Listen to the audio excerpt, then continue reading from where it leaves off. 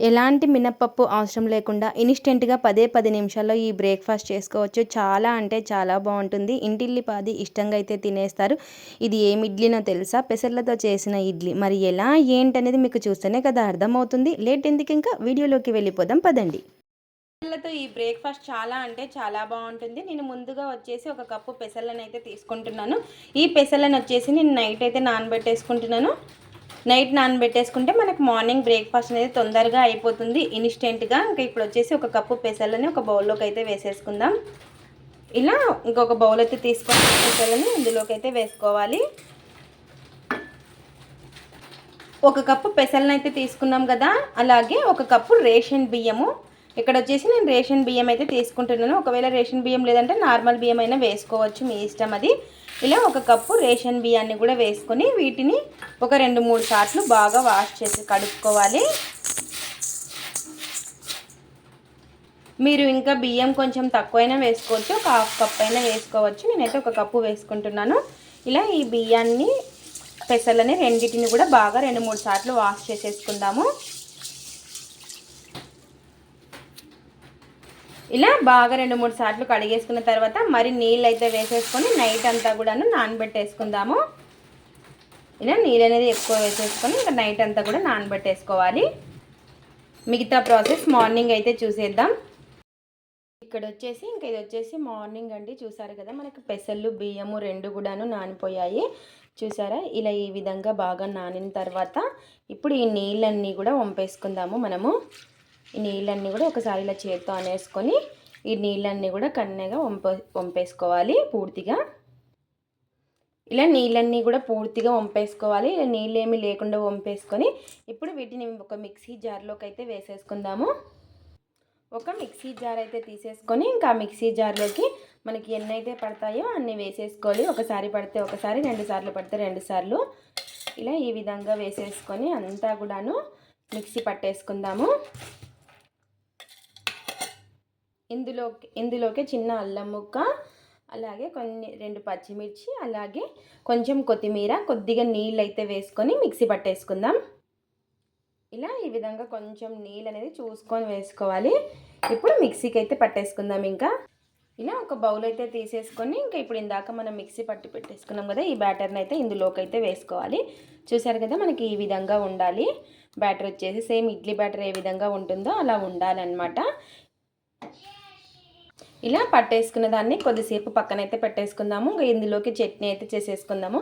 మీరు వెంటనే కానీ ఇడ్లీ పెట్టేసుకోవచ్చు, కాకపోతే నేను చట్నీ చేశాక పెట్టేస్తాను అనమాట ఇడ్లీకి. ఇక్కడ వచ్చేసి ఇంకా చట్నీకి అయితే పెట్టేసుకుందాం.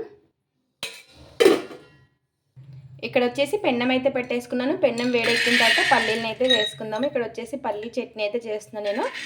ఇలా పల్లీల్ని సిమ్లో పెట్టేసుకొని వేయించేసుకుందాము. పల్లీలు సిమ్లో పెట్టి వేయించుకుంటే టేస్ట్ చాలా బాగుంటుంది. ఇలా వేగిన పల్లీల్ని ఇంకా తీసి ప్లేట్లో అయితే పెట్టేసుకుందాము.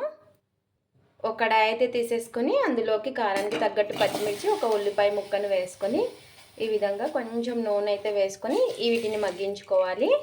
ఇలా కొద్దిగా నూనె అనేది వేసేసుకొని ఒకసారి బాగా కలిపేసుకొని మగ్గించేసుకుందాము. ఇలా ఈ విధంగా బాగా మగ్గిన తర్వాత ఆఫ్ చేసేసుకొని చల్లారిన తర్వాత మిక్సీ పట్టేసుకోవడమే. ఒక మిక్సీ జార్ అయితే తీసేసుకొని వేయించుకున్న పల్లీలు, వేయించుకున్న పచ్చిమిర్చి, ఉల్లిపాయ ముక్కలు, ఒక 2 వెల్లుల్లి రెబ్బలు, అలాగే రుచికి సరిపడినంత ఉప్పు, కొద్దిగా చింతపండు, నీళ్ళు, ఇలా నీళ్ళు కూడా వేసుకొని మెత్తగా మిక్సీ అయితే పట్టేసుకుందాము. ఇలా ఈ విధంగా చట్నీని అయితే మిక్సీ పట్టేసుకొని ఇంకా దీన్ని పోపు అయితే పెట్టేసుకుందాం. ఇప్పుడు ఇలా ఈ విధంగా జీలకర్ర, ఆవాలు, కరివేపాకు వేసేసుకొని నూనె వేసేసుకొని పోపు అయితే పెట్టేసుకున్నాను.